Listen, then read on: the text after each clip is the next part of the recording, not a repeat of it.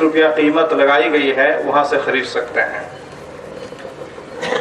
اب وہ گھڑی آ ہی گئی جس کا انتظار بڑی شدت سے کیا جا رہا تھا۔ آپ کے مقبول اور منظور نظر مقرر، شیریں بیاں مقرر حافظ عبدالغفور صاحب جامعی حافظہ اللہ سے میری گزارش ہے، مؤدبانہ درخواست ہے کہ اسٹیج پر تشریف لائیں اور اپنے خطاب سے ہمیں مستفیض فرمائیں۔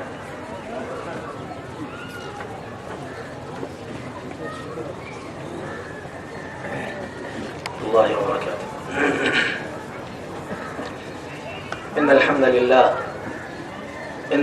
لله نحمده ونستعينه ونستغفره ونعوذ بالله من شرور انفسنا وسيئات اعمالنا، من يهده الله فلا مضل له ومن يضلل فلا هادي له، واشهد ان لا اله الا الله وحده لا شريك له، واشهد ان محمدا عبده ورسوله۔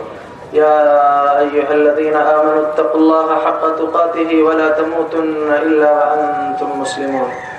يا أيها الناس اتقوا ربكم الذي خلقكم من نفس واحدة وخلق منها زوجها وبث منهما رجالا كثيرا ونساء، واتقوا الله الذي تساءلون به والأرحام إن الله كان عليكم رقيبا۔ يا أيها الذين آمنوا اتقوا الله وقولوا قولا سديدا يصلح لكم أعمالكم ويغفر لكم ذنوبكم، ومن يطع الله ورسوله فقد فاز فوزا عظيما۔ أما بعد فإن خير الحديث كتاب الله، وخير الهدى هدى محمد صلى الله عليه وسلم، وشر الأمور محدثاتها وكل محدثة بدعة وكل بدعة ضلالة وكل ضلالة في النار۔ أعوذ بالله السميع العليم من الشيطان الرجيم من همزه ونفخه ونفثه۔ لا إكراه في الدين قد تبين الرشد من الغي، فمن يكفر بالطاغوت ويؤمن بالله فقد استمسك بالعروة الوثقى لا انفصام لها والله سميع عليم۔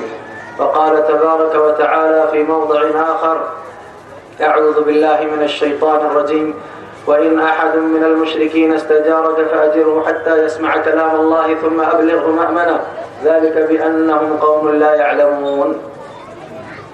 قال النبي صلى الله عليه وسلم: ألا أخبركم بالمؤمن من أمنه الناس على أموالهم وأنفسهم والمسلم من سلم الناس من لسانه ويده۔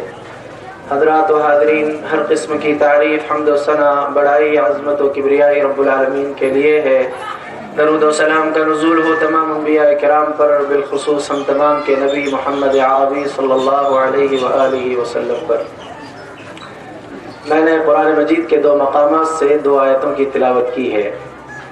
پہلی آیت کریمہ جس کی میں نے تلاوت کی وہ سورۃ البقرہ کی ہے۔ اس میں اللہ رب العالمین نے اس بات کو واضح فرمایا: لا اکراہ فی الدین، کہ دین میں زور زبردستی نہیں ہے۔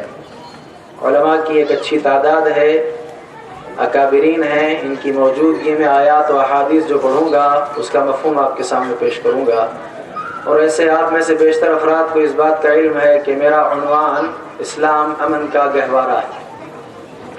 جتنے یہاں مسلمان بیٹھے ہیں، اگر وہ سارے کے سارے سب سے پہلے سورہ بقرہ کی اس آیت کریمہ کے ابتدائی ٹکڑے کو سمجھ لیں تو انہیں یہ سمجھ میں آئے گا کہ کیا اسلام دہشت گردی کی تعلیم دیتا ہے یا امن کا گہوارہ ہے۔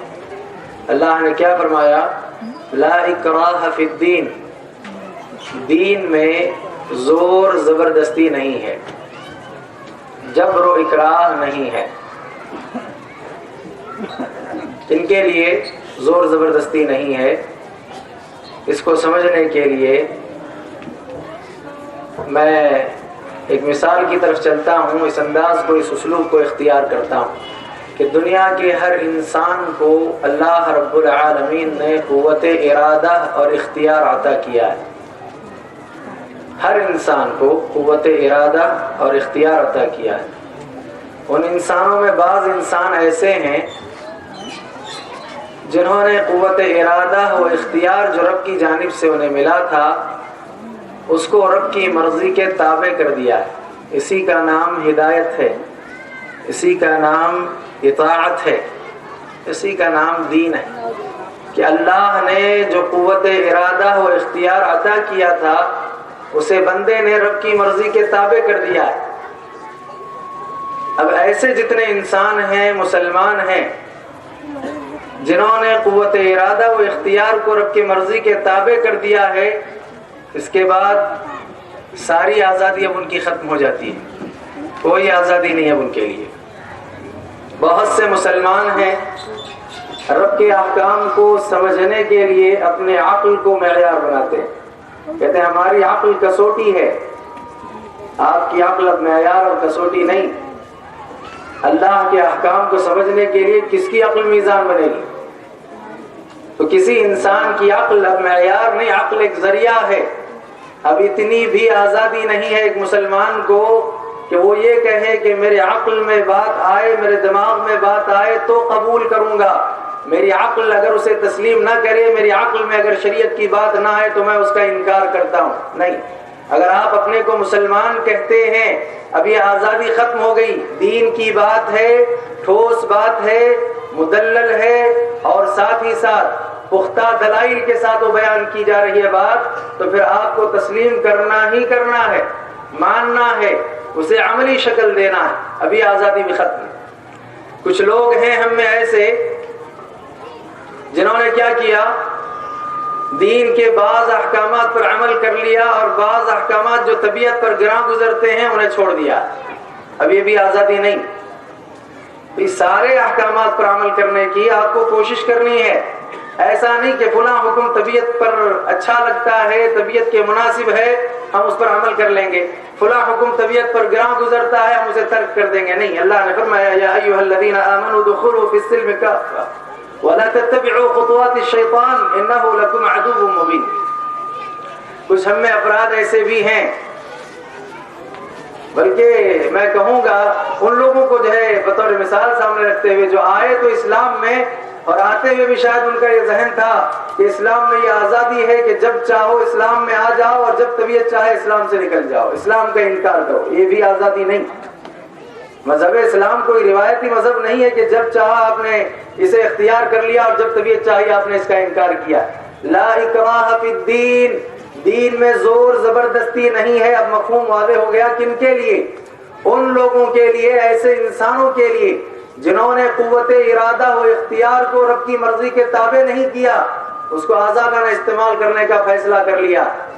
ایسے لوگوں کے لیے، ایسے کافروں کے لیے، ایسے مشرکوں کے لیے، ایسے یہود و نصارہ کے لیے، ایسے بے دینوں کے لیے دین میں داخل ہونے کے سلسلے میں کوئی زور نہیں، کوئی زبردستی نہیں، کوئی جبر نہیں، کوئی اکراہ نہیں۔ اسلام نے تو یہ تعلیم دی مسلمانوں کو کہ جو اسلام کا انکار کرنے والے ہیں ان پر جبر نہ ہو، زیادتی نہ ہو۔ تو مسلمان کیسے جبر اور ظلم کریں گے؟ زیادتی کیسے کریں گے؟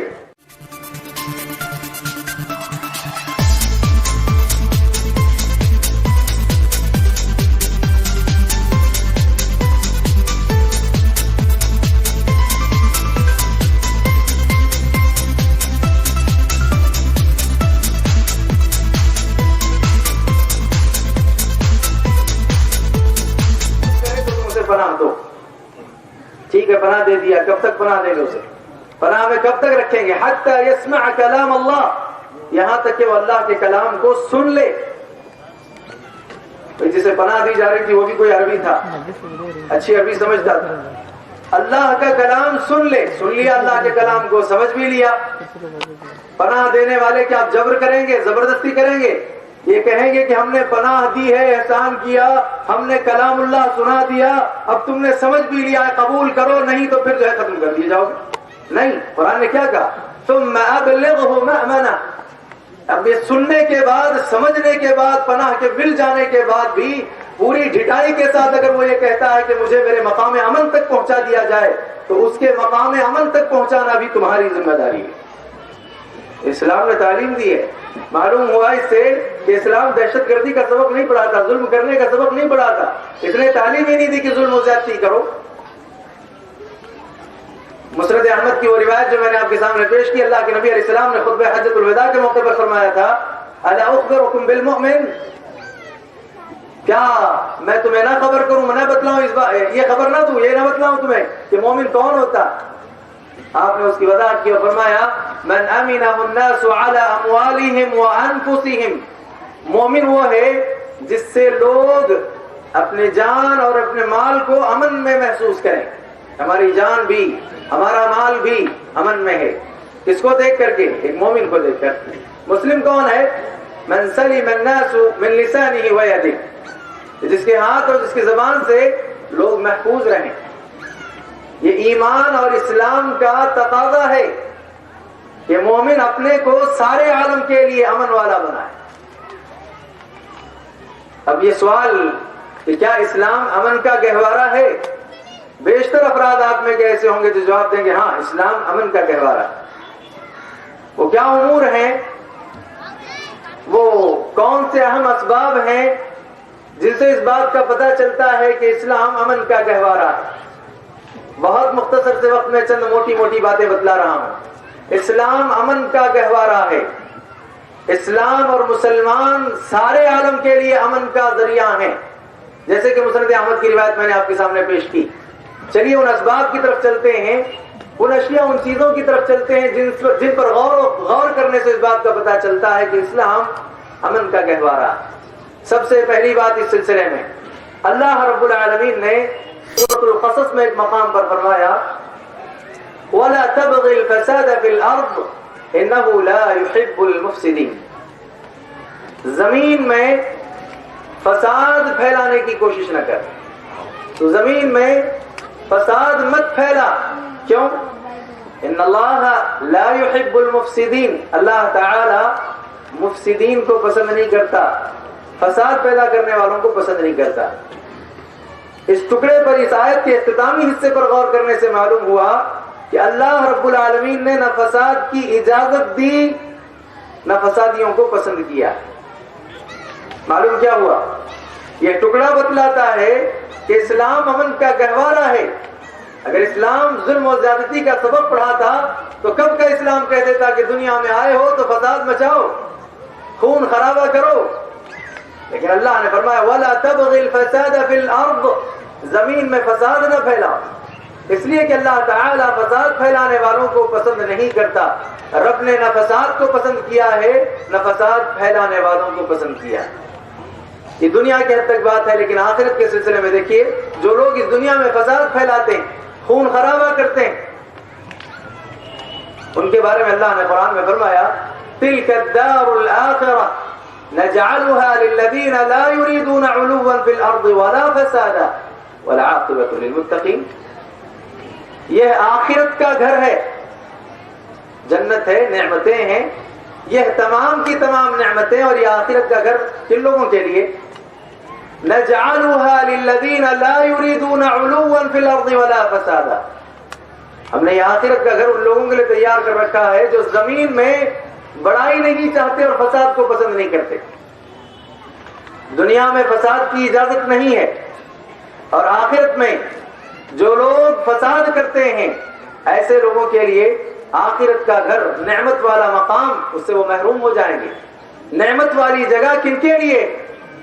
آخرت کا گھر کن کے لیے؟ ان لوگوں کے لیے جو زمین میں بڑائی اور فساد نہیں چاہتے. اس آیت پر غور کرنے سے بھی اس بات کا پتہ چلا کہ اسلام نے فساد کی اجازت نہیں دی، اسلام نے ظلم کرنے کا سبق نہیں پڑھایا. دیکھیے ہم اس دنیا میں رہتے ہیں، انسان ہیں، شیطان ہمارا دشمن ہے، اور بالخصوص مسلمانوں کے لیے تو اس نے کہہ دیا ہے رب العالمین سے کہ لَأَقْعُدَنَّ لَهُمْ صِرَاطَكَ الْمُسْتَقِيمَ ثُمَّ لَآتِيَنَّهُمْ مِنْ بَيْنِ أَيْدِيهِمْ وَمِنْ خَلْفِهِمْ وَعَنْ أَيْمَانِهِمْ وَعَنْ شَمَائِلِهِمْ وَلَا تَجِدُ أَكْثَرَهُمْ شَاكِرِينَ. ان کے پاس، ان کے آگے پیچھے دائیں بائیں سے آ کر کے ان کو گمراہ کروں گا. لہذا شیطان جب ہمارا دشمن ہے، اور اللہ نے بھی کہا کہ وہ تمہارا کھلا دشمن ہے، اسے اپنا دشمن سمجھو. تو کبھی ایسا ہوتا ہے کہ اس کے دامن فریب میں ہم آ جاتے ہیں، آپس میں لڑتے بھڑتے ہیں، آپس میں دشمنیاں ہو جاتی ہیں، کسی اور کو ہم اپنا دشمن بنا لیتے ہیں. اسلام نے کتنی پیاری تعلیم دی مسلمانوں کو. یہ کہا کہ اگر تم کسی کو اپنا دشمن بنا چکے ہو، تمہاری کسی سے دشمنی ہے، کوئی تمہارا دشمن ہے، ایسے دشمن کے ساتھ بھی جب فیصلے کا وقت آ جائے تو کیا کرنا چاہیے؟ عدل کرنا چاہیے. اللہ رب العالمین نے فرمایا وَلَا يَجْرِمَنَّكُمْ شَنَآنُ قَوْمٍ عَلَىٰ أَلَّا تَعْدِلُوا اعْدِلُوا هُوَ أَقْرَبُ لِلتَّقْوَىٰ وَاتَّقُوا اللَّهَ إِنَّ اللَّهَ خَبِيرٌ بِمَا تَعْمَلُونَ. دیکھو کہیں ایسا نہ ہو کہ تمہیں کسی قوم کی دشمنی خلاف عدل پر آمادہ کر دے. دشمنی ہے، دشمنی کو بنیاد بنا کر کے تمہیں انصاف کرنا چاہیے لیکن تم نا انصافی کرتے ہو. اسلام نے کہا نہیں، دشمن ہے تب بھی اس کے ساتھ کیا کرنا ہے؟ تمہیں انصاف کرنا ہے. اعدلوا، عدل کر لیا کرو، انصاف کیا کرو، کیونکہ یہ پرہیزگاری کے زیادہ قریب ہے. ویسے عام فساد کرنے کی، عام فساد مچانے کی بھی اجازت نہیں. دشمن ہے تو دشمن کے ساتھ بھی عدل کا معاملہ کرنا ہے. اسلام نے یہ نہیں کہا کہ اگر دشمن ہے تو دل کی بھڑاس پوری نکال لو، پورا غصہ اس پر اتار لو. ایسا نہیں ہے بھائی. دشمن آپ کا اپنا بھی ہو سکتا ہے، غیر بھی ہو سکتا ہے، چاہے جو دشمن ہو. فیصلے کا اگر وقت آ جاتا ہے تو دشمنی اور دوستی نہیں دیکھی جائے گی، معاملہ دیکھا جائے گا. اس کے بعد آپ جو ہے اس کا فیصلہ کریں گے. ذرا اور آگے بڑھیں. آپ اس دنیا میں ہمارے ساتھ غیر مسلم بھی جیتے ہیں، رہتے ہیں، اٹھتے بیٹھتے ہیں ہمارے ساتھ. اسلام نے اس بات کی تعلیم دی کہ اگر تمہارا کوئی اٹھنے بیٹھنے والا تمہارا ساتھی غیر مسلم بھی ہے تو اس بات کا خاص خیال رکھنا کہ اس پر ظلم نہ ہونے پائے، اس پر زیادتی نہ ہونے پائے. اگر تم اس پر ظلم کرو گے، زیادتی کرو گے، وہ مظلوم بن کر کے تمہارے خلاف بد دعا کر دے گا تو اللہ تعالیٰ اس کی بد دعا کو قبول کرے گا. صحیح الجامع صغیر میں علامہ البانی رحمۃ اللہ علیہ نے حسن درجے کی روایت بیان کی جس کے الفاظ یہ ہیں. اللہ کے نبی نے فرمایا اتقوا دعوت المظلوم وان كان كافرا فانه ليس دونها حجاب او كما قال عليه الصلاة والسلام. مظلوم کی دعا یعنی بد دعا سے بچتے رہو. اب مظلوم مسلم ہو چاہے غیر مسلم ہو، لیکن اس حدیث میں تو یہ کہ وَإِن كَانَ كَافِرًا، اگرچہ وہ کافر ہے، اگر تم ظالم بنتے ہو اور وہ مظلوم ہے، ایسے موقع پر وہ مظلوم بن کر کے تمہارے خلاف بد دعا کرے فَإِنَّهُ لَيْسَ دُونَهَا حِجَابٌ، اس کافر جو مظلوم ہے اس کے اور رب کے درمیان کوئی حجابات نہیں. اسلام نے دہشت گردی کی تعلیم کہاں دی؟ اسلام نے تو یہ کہا کہ دشمن بھی ہے تو انصاف کرو. اسلام نے تو یہ کہا کہ فساد نہ مچاؤ. اسلام نے تو یہ کہا کہ اگر کوئی کافر بھی ہے تو اس پر ظلم نہ کرو. اگر وہ مظلوم بن کر کے تمہارے خلاف بد دعا کرے گا تو رب کے درمیان اور اس کی بد دعا کے درمیان کوئی حجابات نہیں ہے.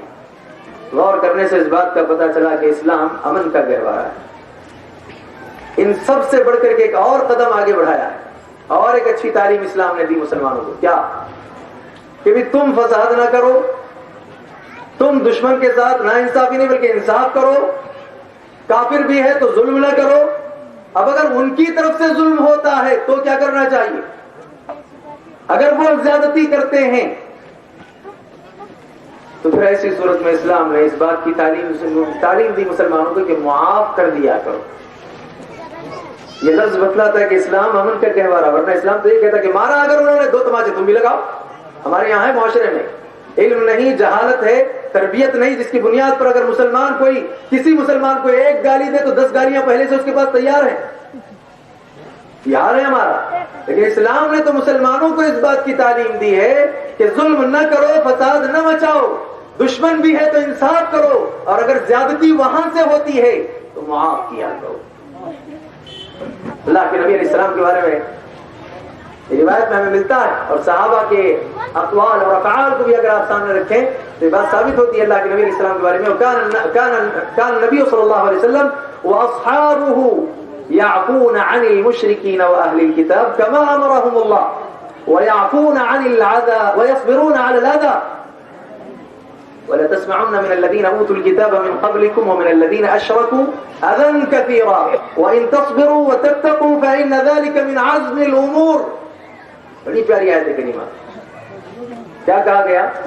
اہل کتاب اور مشرکین ان کی جانب سے جو زیادتیاں ہوتی تھیں ان زیادتیوں پر نبی اور نبی کے ساتھی یعنی صحابہ انہیں معاف کر دیا کرتے تھے. دیکھیے یہ صرف قولاً بات نہیں، بالفعل یہ کام ہوتا تھا. ایسا کیا ہے صحابہ کرام نے، خود نبی نے بھی کیا.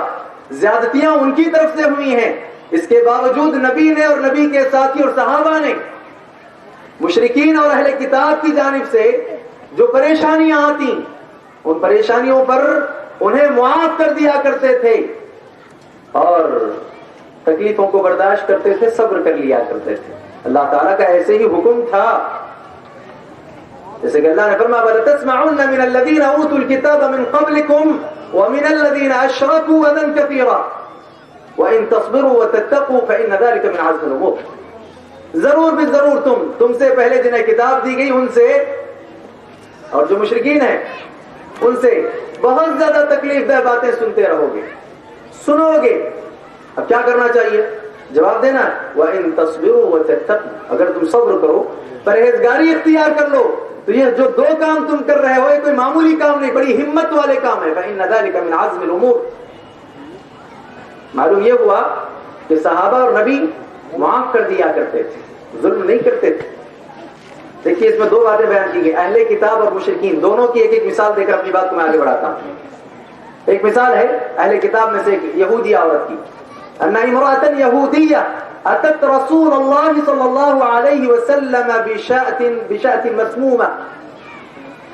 ایک عورت، ایک یہودی عورت اللہ کے رسول صلی اللہ علیہ وسلم کی خدمت میں حاضر ہوئی. بکری کا گوشت تھا، اس میں اس نے زہر ملا دیا تھا. چلتے اور چل کر کے نبی کو یہ پیش کر دیتے کہ کھا لیں اور قصہ تمام ہو جائے. حدیث کے الفاظ ہیں فَأَكَلَ مِنْهَا، اللہ کے نبی علیہ السلام نے کھا بھی لیا اسے. اور مسند احمد کی روایت یہ ہے فقال انها جعلت فيه سما، آپ نے فرمایا نبی علیہ السلام نے کہ اس عورت نے اس میں زہر ملایا. اچھا زہر ملایا، ہوا کیا اس کے بعد؟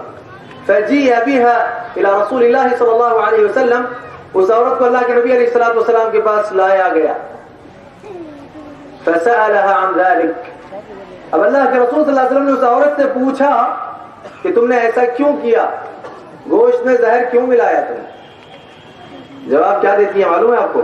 قالت اردت لأقتلک، میں نے یہ کام اس لیے کیا ہے تاکہ میں اس کے ذریعے آپ کو ہلاک کر دوں، آپ کو قتل کر دوں.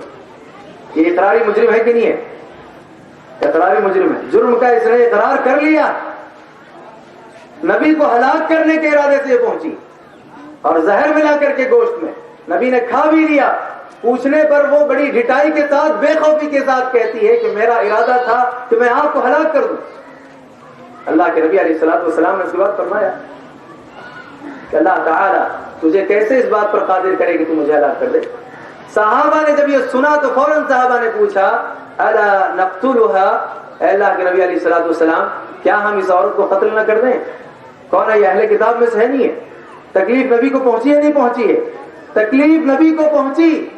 صحابہ پوچھتے ہیں کیا ہم اسے قتل کر دیں، اسے ہلاک کر دیں، کیونکہ اس کا منشا آپ کو ہلاک کرنے کا تھا اور اس نے گوشت میں زہر بھی ملا دیا. اللہ کے نبی علیہ الصلوۃ والسلام نے فرمایا نہیں. کیا معلوم ہوا؟ اسلام ظلم اور دہشت گردی کی تعلیم دیتا ہے. ایک مثال اہل کتاب کی ہو گئی. چلیے اب چلتے ہیں مشرکین کی ایک مثال کی طرف. غزوہ ذات الرقاع ہے. اس موقع پر اللہ کے نبی علیہ السلام نے کیکر اور ببول کے درخت کو دیکھ لیا تو ایک کیکر کا درخت آپ نے بھی اپنے لیے منتخب کر لیا. صحابہ کرام نے بھی مختلف درختوں کا سہارا لیا، آرام کرنے لگے. جاء رجل من المشرکین، مشرکین میں سے ایک آدمی آیا اور اللہ کے رسول صلی اللہ علیہ وسلم کی تلوار معلق بشجرہ، درخت پر لٹکی ہوئی تھی. آپ اپنی تلوار درخت پر لٹکائے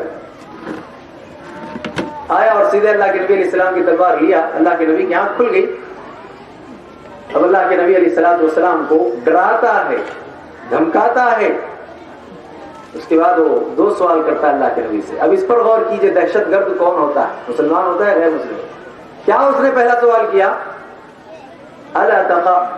اتخافونی، اے نبی بتلاؤ کیا تمہیں ڈر نہیں لگتا؟ دہشت پیدا نہیں ہوتی؟ تلوار میرے ہاتھ میں ہے، کچھ ہی دیر میں ممکن ہے میں تمہیں ختم کر دوں، ڈر نہیں لگتا؟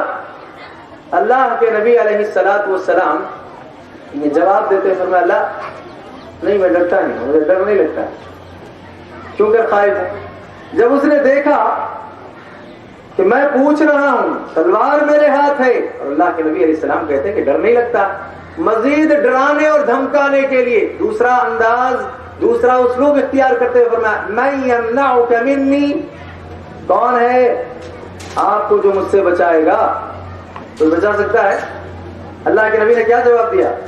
اللہ یمنعنی منک، اللہ کی ذات ہے جو مجھے تجھ سے بچائے گی۔ میں بارہا یہ کہا کرتا ہوں، آج پوری دنیا میں مسلمانوں پر ظلم ہے، زیادتی ہو رہی ہے، چاہے وہ آپ مکہ کی سرزمین لے لیں، مدینہ کی سرزمین لے لیں، بیت المقدس کو لے لیں، ہر جگہ اللہ اللہ کی صدا لگائی جا رہی ہے۔ جواب تو آنا چاہیے۔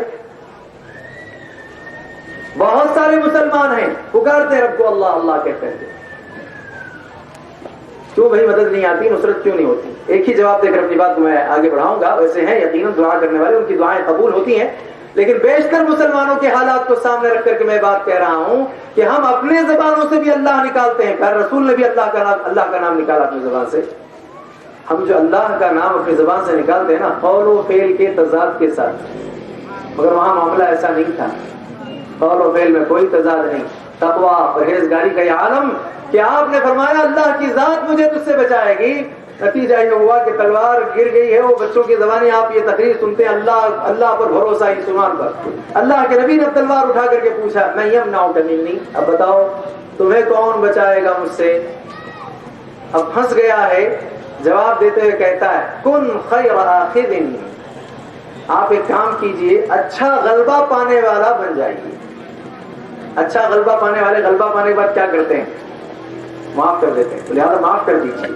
تب اللہ کے نبی نے فرمایا، پوچھا اس سے اتشہد ان لا الہ الا اللہ وانی رسول اللہ، کیا تو گواہی دیتا ہے اس بات کی کہ اللہ کے سوا کوئی معبود برحق نہیں اور میں اللہ کا رسول ہوں؟ اس نے کہا لا۔ دیکھیے اگر اسلام دہشت گردی کی تعلیم دیتا تو ڈر کر کے تو کم از کم کہہ لیتا کہ ہاں ٹھیک ہے میں مان لیتا ہوں، کیونکہ وہاں تو صحابہ بھی موجود تھے، آزو بازو درختوں کا سہارا لے کر صحابہ بھی ہیں اور خود اللہ کے نبی موجود ہیں، لیکن اسے پتا ہے کہ مسلمان زیادتی نہیں کرتے، ظلم نہیں کرتے، جبر نہیں کرتے، زبردستی نہیں کرتے، اسی لیے پوری آزادی کو استعمال کرتے ہوئے کہتا اللہ میں قبول نہیں کروں گا، اس بات کی شہادت اور گواہی نہیں دیتا کہ معبود برحق صرف اللہ تعالیٰ اور آپ اللہ کے رسول ہیں۔ اس کے بعد اس نے کہا ایک کام کر سکتا ہوں، اعاہدک الا اقاتلک ولا اقاتل مع قوم حتى ولا اقاتل مع قوم حتى يقاتلون او كما قال عليه الصلاه والسلام، یہ عہد کرتا ہوں کہ میں خود آپ سے قتال نہیں کروں گا اور جو آپ سے قتال کریں گے میں ان کا ساتھ نہیں دوں گا۔ اللہ کے نبی نے کیا کیا اس کے بعد؟ فخلى سبیلہ، اس کے راستے کو چھوڑ دیا کہ جاؤ آزاد ہو۔ اب وہ آیا اپنے ساتھیوں کے پاس اور آ کر کے کیا کہتا ہے ساتھیوں سے؟ جئتکم من عند خیر الناس، لوگوں میں اس وقت جتنے لوگ دنیا میں موجود ہیں ان لوگوں میں سب سے اچھا انسان جو ہے اس اچھے انسان کے پاس سے میں تمہارے پاس آ رہا ہوں۔ کون سی دہشت گردی، کون سی تلوار تھی بھئی؟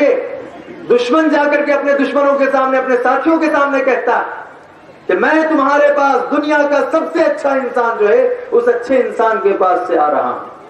معلوم یہ ہوا کہ اسلام امن کا گہوارہ ہے۔ بات بہت لمبی ہو جائے گی، بہرحال میرے بعد بھی اور اکابرین ہیں جو خطاب کریں گے۔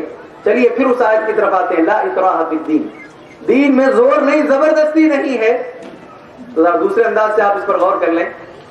یہ لوگ آج کہتے ہیں کہ اسلام دہشت گردی کی تعلیم دیتا ہے، اسلام ظلم کرنے کا سبق پڑھاتا ہے، تو ذرا آپ اس پر غور کر لیں کہ ایک پڑھا لکھا مسلمان جسے معلوم ہے پوری طریقے سے، وہ کبھی ایسی غلطی نہیں کرے گا، کیونکہ اسے معلوم ہے کہ اگر تلوار دکھا کر کسی کو مسلمان بناتے ہیں تو سامنے والا آدمی اگر مسلمان ہوتا ہے تو میرا سوال آپ سے کیا اس کی زبان مسلمان ہوتی ہے یا اس کا دل بھی مسلمان ہوتا ہے؟ آپ جبر کر رہے ہیں، کہتے ہیں مسلمان بنو گے تو ٹھیک ورنہ قتل کر دیں گے، تو ڈر کے مارے تو کہے گا کہ ٹھیک ہے لا الہ الا اللہ محمد رسول اللہ۔ میں تو یہ کہتا ہوں ایسا مسلمان بنانے کا بھی فائدہ نہیں اور بننے کا بھی فائدہ نہیں ہے، کوئی فائدہ نہیں۔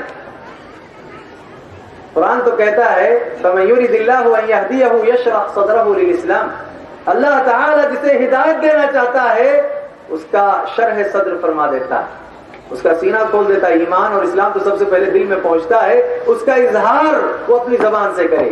دل میں اگر ایمان نہ ہو, اسلام نہ ہو, زبان سے اگر وہ اس کا اظہار کر دے اور آپ تلوار دکھا کر کے زیادتی کے ساتھ اسے مسلمان بنائیں تو بنانے کا بھی فائدہ نہیں, بننے کا بھی فائدہ نہیں. پڑھا لکھا مسلمان اس بات کو جانتا ہے تو کیوں کر وہ جبر کرے گا, ظلم و زیادتی کرے گا, زور زبردستی کرے گا. ہاں اس کا برعکس ہو سکتا ہے. وہ برعکس کیا ہے؟ کوئی غیر مسلم وہ دہشت گردی کر سکتا ہے, وہ زیادتی کر سکتا ہے, وہ جبر کر سکتا ہے. وہ کہے گا آ کر کے کفریہ کلمہ زبان سے کہو گے کہ نہیں کہو گے, کفریہ کام کرو گے کہ نہیں کرو گے, اگر نہیں کرو گے تو ماروں گا. تو قرآن کیا کہتا ہے ایسے انسان کے بارے میں کہ اگر دل میں ایمان موجود ہے, جان بچانے کے لیے اگر اس نے قولاً یا فعلاً کفریہ کلمہ کہہ دیا تب بھی وہ مومن ہے. من کفر باللہ من بعد ایمانہ الا من اکرہ وقلبہ مطمئن بالایمان. اللہ پر ایمان لانے کے بعد, اس کے ایمان کے بعد جو اللہ سے کفر کرے بجز اس انسان کے الا من اکرہ وقلبہ مطمئن بالایمان, جس پر جبر کیا گیا, زیادتی کی گئی اور اس کا دل ایمان پر مطمئن ہے, وہ مومن ہے. امام قرطبی رحمۃ اللہ علیہ اس سلسلے میں اجماع نقل کرتے ہیں کہ اہل علم کا اس بات پر اجماع ہے کہ اگر کوئی کافر, کوئی منکر اسلام کا, دین کا, کسی مسلم پر ظلم و زیادتی کرے, زبردستی کرے, کفریہ کلمہ کہنے پر مجبور کرے, کفریہ فعل کرنے پر مجبور کر دے, اگر کوئی مسلمان اپنی جان بچانے کے لیے اس طرح کا فعل کر لیتا ہے, اگر اس کا دل ایمان پر مطمئن ہو تب بھی وہ کافر نہیں. تو اس اعتبار سے اس آیت نے تو فیصلہ کیا کہ اسلام دہشت گردی کی تعلیم نہیں دیتا. ان تماموں سے آگے بڑھ کر کے ایک اور بات بتلا دیتا ہوں, ویسے میرا وقت قریب الختم ہے. اسلام نے تو یہ کہا ہے کہ اگر دشمنوں کی طرف سے شرارتیں ہوں, زیادتی ہو تو اعراض کر لیا کرو. قرآن نے کہا فاصدع بما تؤمر واعرض عن المشرکین, کھل کر کے آپ ان احکامات کو پہنچائیے جس کا آپ کو حکم دیا جا رہا ہے, اور مشرکین سے اعراض کیجئے. حضرت عمر فاروق رضی اللہ تعالیٰ عنہ کو بڑا پیارا قول ہے اس سلسلے میں. وہ کہتے ہیں تمیت الباطل بالصمت عنہ, باطل کو اگر آپ مٹانا چاہتے ہیں تو کیسے مٹائیں؟ آپ خاموش رہ کر کے, چپ رہ کر کے. آپ چپ رہیں گے خود بخود باطل مٹ جائے گا. صحابہ کرام میں سے اگر میرا حافظہ خطا نہیں کرتا ہے تو حضرت شداد رضی اللہ تعالیٰ عنہ, اگر ایسا نہیں ہے تو علماء میری اصلاح کر دیں گے, حضرت شداد رضی اللہ تعالیٰ عنہ کہتے ہیں کہ اگر کوئی جاہل تم سے بھڑ جائے, تم سے گفتگو کرے, لایانی باتیں کرنے لگ جائے, تو تمہارے لیے نصیحت یہ ہے کہ جاہل کی تم ایک بات پر چپ ہو جاؤ. اگر جاہل کی ایک بات پر تم چپ نہیں رہو گے تو دو باتوں پر چپ رہنا پڑے گا. ظاہری بات ہے, جہالت پر اتر آئے گا, الٹی سلٹی حرکتیں کرے گا, پھر آخر میں جا کر آپ کہیں یہ جاہل ہے, چھوڑ اس کی کیا مدد ہے.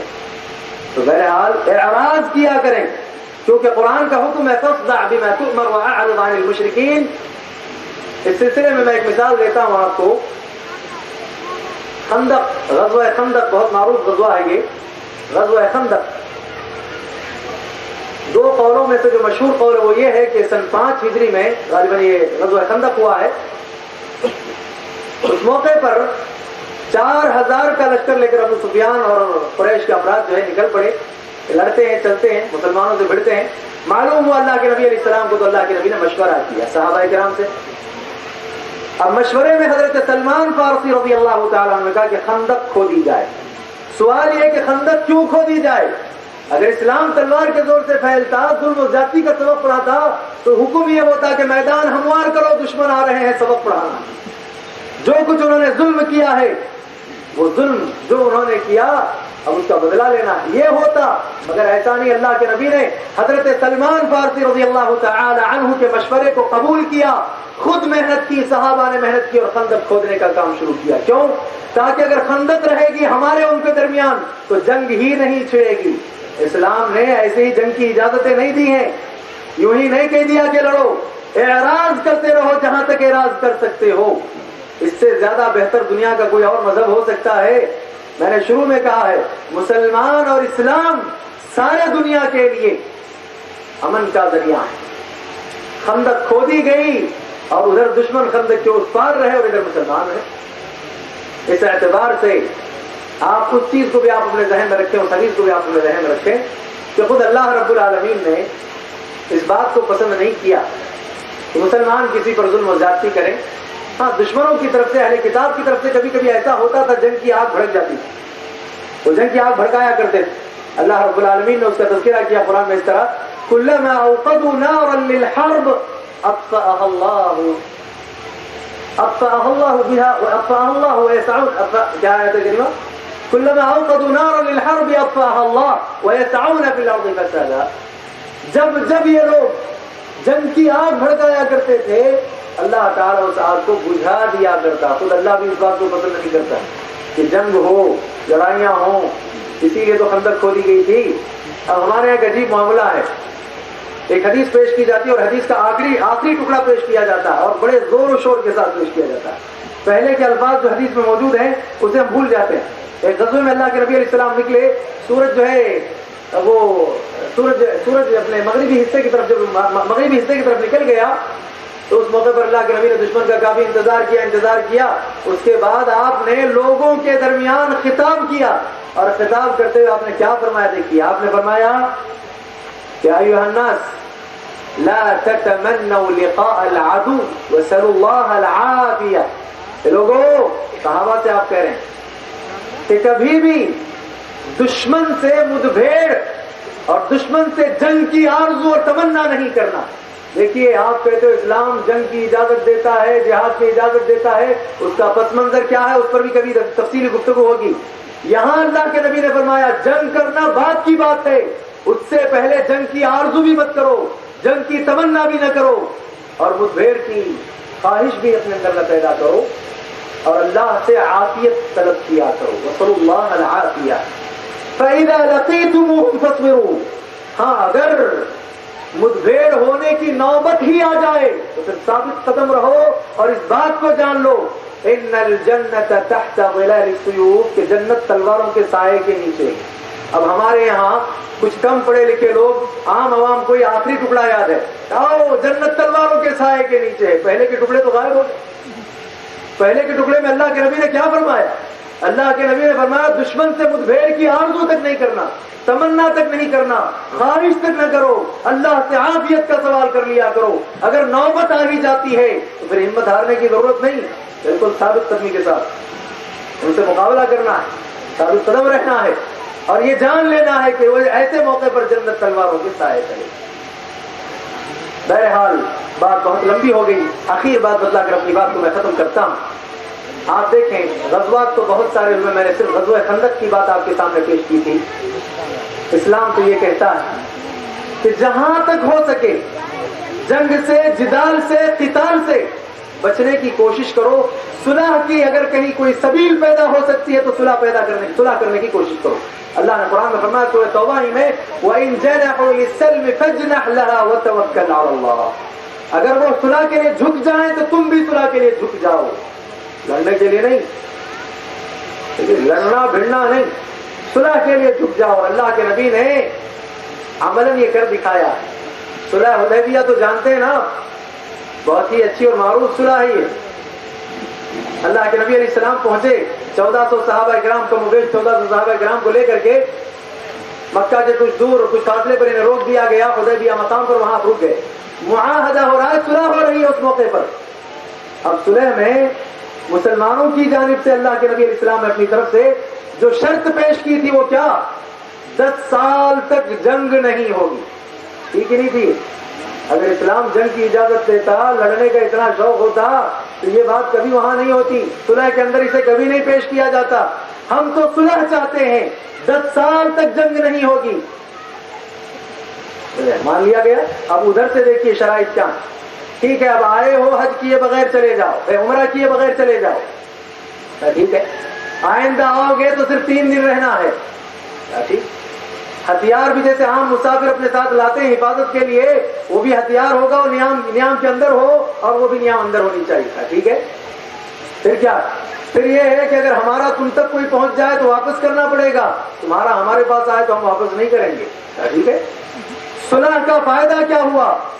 راستہ کھل گیا دعوت کا, اور سب سے بڑی طاقت دعوت کی ہے، اسی لیے قرآن کی اس آیت میں آگے اللہ نے فرمایا لا اکراہ فی الدین قد تبین الرشد من الغی، ہدایت گمراہی سے بالکل الگ اور نمایاں ہو چکی ہے، اور یہی کام مسلمانوں کو کرنا چاہیے کہ دلائل و براہین کو لوگوں کے سامنے پیش کریں، گمراہی کو واضح کر کے دکھائیں، ہدایت کو واضح کر کے دکھائیں۔ یہ سب سے بڑا اور سب سے بہترین ہتھیار ہے جس سے جہاد کیا جا سکتا ہے۔ قرآن میں اللہ نے فرمایا فَلَا تُطِعِ الْكَافِرِينَ وَجَاهِدْهُمْ بِهِ جِهَادًا كَبِيرًا، کافروں کی آپ اطاعت نہ کریں، اور ان کافروں سے جہاد اگر کرنا چاہتے ہیں آپ تو اس قرآن کے ذریعے جہاد کی کریں، علم کے ذریعے جہاد کریں، دلائل و براہین کے ذریعے جہاد کریں۔ تو لہذا صلح اس لیے کی گئی کہ اس صلح کا فائدہ یہ ہوگا کہ دعوت کے لیے راستہ کھلے گا، ہموار ہوگا، اور یہی ہوا، دعوت کے لیے راستہ ہموار ہوا، راستہ کھل گیا۔ کچھ ہی وقفے کے بعد، کچھ مہینوں کے بعد ایک ایسا وقت بھی آیا کہ اللہ کے نبی علیہ الصلوۃ والسلام مکہ میں داخل ہوئے ہیں تو بالکل تواضع کے ساتھ، عاجزی کے ساتھ داخل ہوئے، اور مکہ پورا کا پورا فتح ہو گیا۔ اب مکہ کے فتح ہو جانے کے بعد پیارے رسول صلی اللہ علیہ وسلم نے دیکھا مظلوم جو ہے وہ بھی موجود، ظالم جو ہے وہ بھی موجود۔ 13 سال تک مکہ میں ظلم کیا، مدینہ جانے کے بعد بھی ظلم سے باز نہیں رہے، ستاتے رہے۔ ایسے سارے ظالم موجود تھے، اور ظالموں کو بھی یقین ہو چلا تھا کہ ہم نے آج تک جو ظلم کیا ہے، آج ان کی سزائیں، اس ظلم کی سزائیں ہم کو مل کر رہیں گی۔ سارے سر جھکائے ہوئے تھے۔ اس موقع پر اللہ کے نبی نے کیا کیا؟ آپ نے فرمایا من دخل دار ابی سفیان فهو آمن ومن القى السلاح فهو آمن ومن اغلق بابه فهو آمن۔ جو ابو سفیان کے گھر میں آج چلا جائے گا اسے امان ہے، جو ہتھیار ڈال دے گا اس کو امان ہے، جو اپنے ہی گھر کا دروازہ بند کر لے اس کو بھی امان ہے۔ اسلام پیغام امن ہے، اسلام امن کا گہوارہ ہے۔ پوری طریقے سے فتح حاصل کر لی ہے اللہ کے نبی علیہ السلام نے۔ ستانے والے، پریشان کرنے والے سارے ظالم موجود ہیں۔ آپ نے فرمایا اذهبوا وانتم الطلقاء لا تثريب عليكم اليوم، جاؤ آج تم سب کے سب آزاد ہو، تم پر کوئی گرفت نہیں۔ دل گردے کا کام ہے، یہ کوئی معمولی کام نہیں۔ اس دنیا میں انسان بدلہ لینے کے اعتبار سے 3 قسم کے ہیں۔ ایک تو وہ ہیں کہ کوئی برائی کرتا ہے تو جواب میں برائی کرتے ہیں، ایک تو وہ ہے کوئی بھلائی کرتا ہے تو اس کے جواب میں برائی کرتے ہیں، اور ایک وہ ہے کوئی برائی کرتا ہے تو جواب میں وہ بھلائی کرتے ہیں۔ اور یہ دل گردے کا کام ہے، کوئی بچوں کا کھیل نہیں۔ یہی کام اللہ کے نبی نے کر دکھایا۔ حضرت سعد ابن عبادہ رضی اللہ تعالیٰ عنہ کے ہاتھ میں آپ نے جھنڈا دیا، اب وہ جھنڈا لے کر کے مارے خوشی کے کہنے لگے اليوم یوم المرحم، اليوم یوم الملحمہ، اليوم تستحل الحرمہ، آج کا دن جنگ کا دن ہے، آج تو چیزیں حلال کر دی گئی ہیں، خون بھی حلال، مال بھی حلال، یہ اعلان کرتے پھرنے لگے۔ ابو سفیان نے سن لیا یہ سعد کیا کہتے ہیں، اليوم یوم الملحمہ، اليوم تستحل الحرمہ۔ لہذا اللہ کے نبی کے پاس پہنچے ابو سفیان، اب جا کر اللہ کے نبی سے پوچھتے ہیں امرت بقتل قومک، کیا آپ نے اپنے قوم کو قتل کرنے کا حکم دیا ہے؟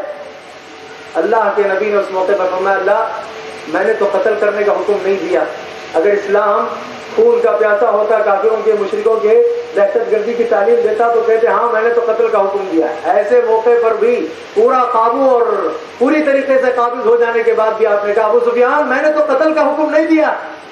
تو ابو سفیان کہتے ہیں دیکھیے صاحب کی وعدہ کریں، آج جنگ کا دن ہے، آج تو چیزیں حلال ہو گئی، مال بھی، جان بھی۔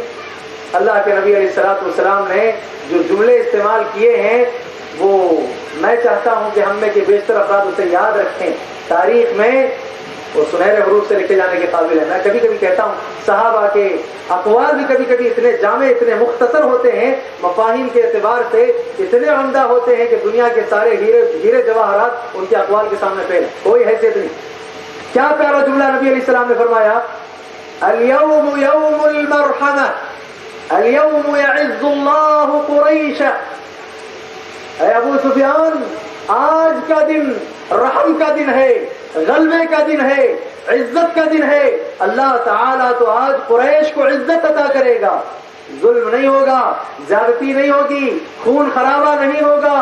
اس کے بعد آپ نے حضرت سعد ابن عبادہ رضی اللہ تعالیٰ عنہ سے جھنڈا لیا، صرف یہ کہنے پر، نبی کو یہ تک پسند نہیں کہ جنگ کا اعلان کر دیا جائے، آپ نے جھنڈا لے کر انہی کے بیٹے حضرت قیس کے ہاتھ میں دے دیا کہ اب یہ ایک سزا ہے ایک طرح کی، اسلام جنگ کو ایسے ہی پسند نہیں کرتا. ہاں اگر زیادتی ہو تو قرآن نے کہا ہے وَقَاتِلُوا فِي سَبِيلِ اللَّهِ الَّذِينَ يُقَاتِلُونَكُمْ وَلَا تَعْتَدُوا. اگر جو لوگ تم سے قتال کرتے تم ان سے قتال کرو, اور قتال بھی اللہ کی رضا کے لیے ہو, اللہ کے راستے میں ہو, اور اس میں بھی جتنی طاقت اور قوت کی ضرورت ہو اتنی ہی طاقت استعمال کی جائے, حد سے آگے نہ بڑھا جائے. اگر حد سے آگے بڑھو گے تو اللہ تعالیٰ حد سے آگے بڑھنے والوں کو پسند نہیں کرتا. آپ اندازہ لگائیں کیا ہوا. اس کے بعد اسی سے متاثر ہوئے, متاثر ہو کر کے ایک ایک اسلام میں نہیں داخل ہوئے, فوج در فوج اسلام میں داخل ہوئے. یہی وہ خوبیاں تھیں جن سے متاثر ہوئے دشمن اور اسلام میں آئے. اسی کا تذکرہ قرآن میں اللہ اس طرح فرماتے ہیں اذا جاء نصر اللہ والفتح ورأيت الناس يدخلون في دين الله افواجا فسبح بحمد ربك واستغفر انه كان توابا. اللہ کی مدد آ پہنچی اور مکہ فتح ہو گیا. اے نبی اب آپ دیکھیں گے لوگوں کو کہ لوگ ایک ایک کر کے دین میں نہیں, فوج در فوج اسلام میں داخل ہو رہے ہیں. کون سی تلوار تھی, کون سا ہتھیار تھا, کون سی دہشت گردی تھی, کون سا ظلم تھا, کوئی ظلم نہیں. یہ مسلمانوں کا اخلاق, مسلمانوں کے کردار تھے جن سے اس وقت کے معاندین اسلام متاثر ہوئے. گزارش یہی ہے کہ آپ بھی ان باتوں کو ضبط ذہن کریں. ان میں سے جو باتیں عمل سے متعلق ہیں ان باتوں پر عمل کرنے کی توفیق عمل کرنے کی کوشش کریں. اللہ سے دعا ہے کہ اللہ مجھے آپ تمام کو جملہ باتوں پر عمل کرنے کی توفیق عطا فرمائے. وآخر دعوانا الحمدللہ رب العالمین.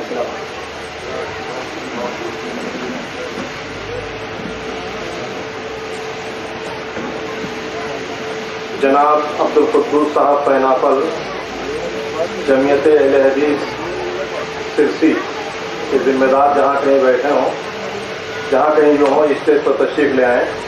اب اس کے بعد صالحہ محمد امین جو اب صف السادس کی طالبہ ہیں وہ نظم پڑھیں گی. صالحہ محمد امین.